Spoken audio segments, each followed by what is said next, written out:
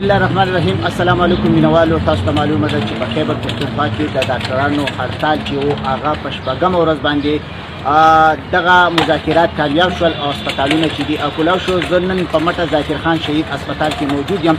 تاسو ته به نن هم هغه هسپتال هغه سچویشن ښایو کوم چې ډاکټران راغلي دي هغه په خپله ډیوټۍ باندې دي او د دې د بي ډي آی صدر سره ضیاء الله خان سره به هم خبرې کوو چې د دې مذاکرات په کومه موضوع باندې کامیاب شول او دوی دلته کې چې دي هغې په ډیوټۍ شو. ځکه چې د زمونږ د کے پي کې هغې خلکو ته ډېر لوی تکلیف و کوم چې به هسپتالونو ته راتلل او هغه باندې محرومه د هسپتالونو راتلل.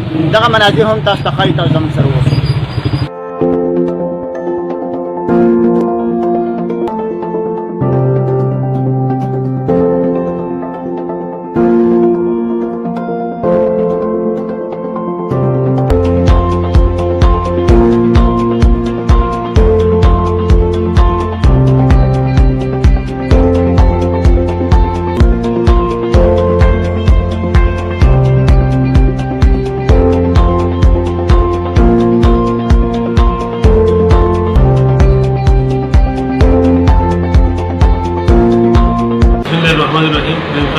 ډېر ممنون مشکور یم تاسو راغلئ.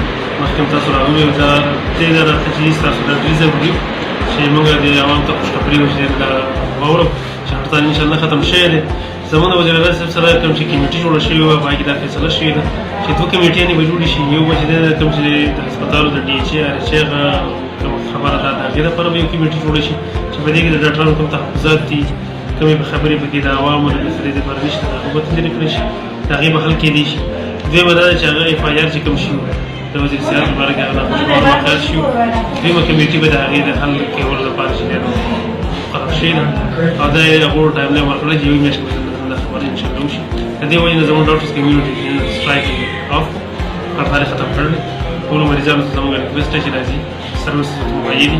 څه تکلیف به ورته پېښ شوی په دې سټرایک په دوران کې مجبوریانې سره ډاکټر صاحب کو فرض کا په یو میاشت کې دغه کومې ډیمانډ چې کوم خبرې تاسو میټینګ کې شوې دي او کومه باندې روغ او شو، کو فرض کا دا حل نشي نه د دې نه بعد ستاسو لا عمل ویسي فلحال خو هغوی اقتداري کړې ده. انشاءالله ګورو به دې ته به ګورو چې ښه مثبت دغې راشي، نتایج یې راشي او نور بیا د دې نوبت بیا را نه شي. ځکه چې زموږ عوام د ولس د دې ته دعا به کوو، د ښې امید به کوو الله د خیر ته څو ورځې بعد چې د هسپتال کلاو شو؟